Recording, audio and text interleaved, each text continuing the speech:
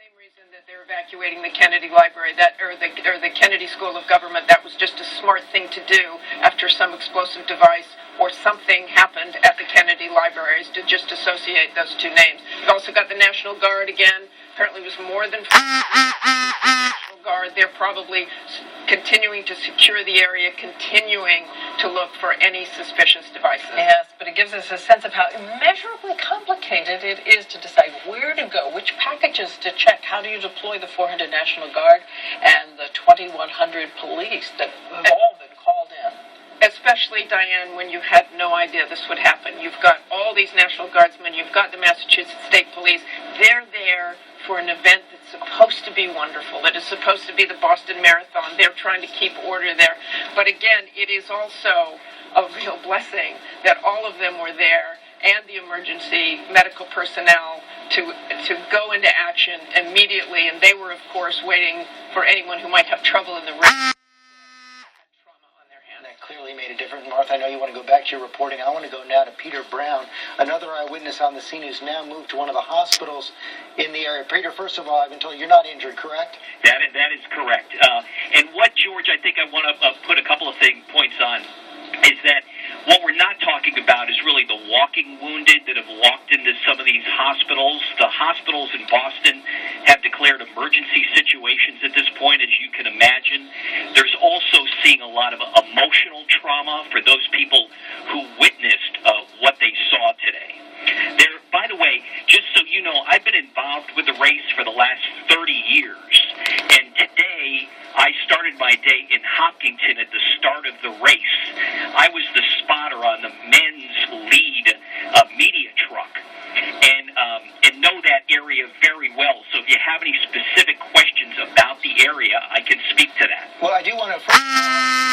Let me just ask you one other question about where you are right now. You're at a hospital right now. Which hospital? So no, actually, I'm a little distance away from that. I'm actually at the Prudential Center, which is closer to the finish line.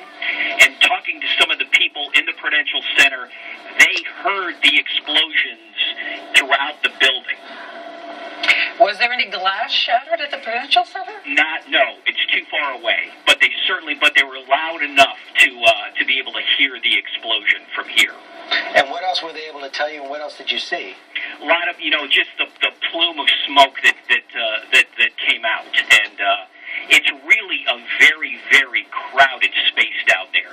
The area that they chose is as dense of a population as there is at the marathon. It's literally just feet before the finish line, and it's directly across the street from the VIP seating where hundreds of people are, where they crown the winners of the race. So how many people are we talking about in that area? Gee, George, you could probably put a couple of hundred people in there. So these numbers that you're hearing, in terms of 23 injured, I wouldn't want to speculate on the number of those who lost life, but in terms of injuries, I would think this number is going to go above the current 23. The other thing, too, that's very interesting is right after the finish line, you have a pretty decent-sized medical tent that normally is helping people who are dehydrated or just feeling pain in their back that are normally taken care of in this medical tent, and it quickly became a triage center.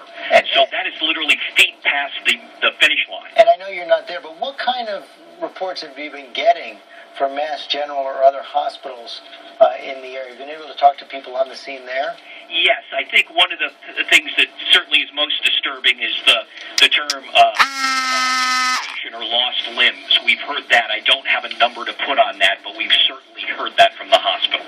A lot of lower leg injuries. Yes, definitely. In fact, in some of the video you see that people just collapse when the explosion happens. It almost seems as if they're being taken out at the legs.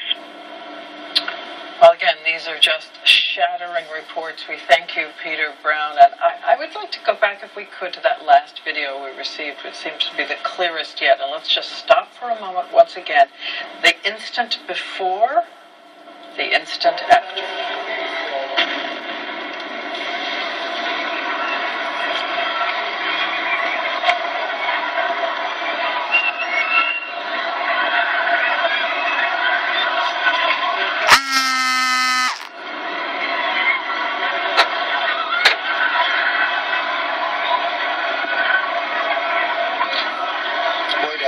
sense right there of what we've been hearing from these eyewitnesses all afternoon, the power, the volume of those explosions right there, terrifyingly loud explosions setting off a scene of chaos right there, right before the finish line at the Boston Marathon at 2:50 p.m.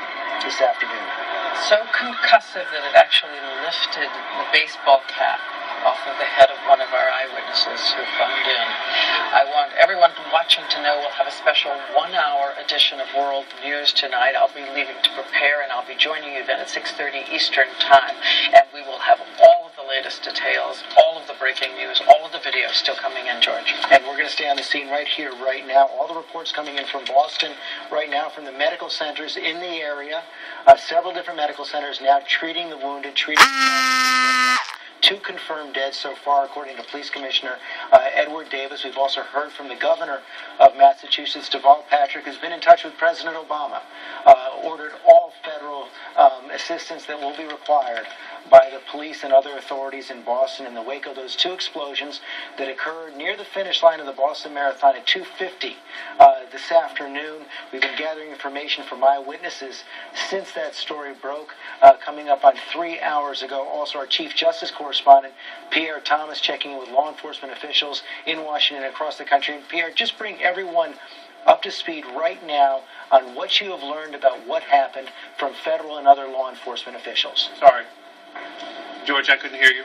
I was just saying, bring everyone up to speed right now on what you've been able to gather from federal and other law enforcement officials.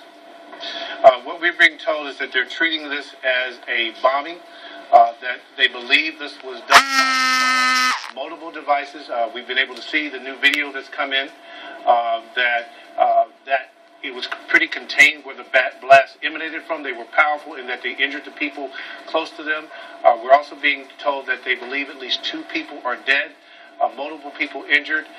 They are in the process of, again, swabbing the scene, trying to get residues to get information about what type of bombs these may have been. The FBI, ATF, all federal agencies are being brought to bear to help the Boston police and the state police with this particular investigation. Again, it's being treated as a crime scene, a terrorist act.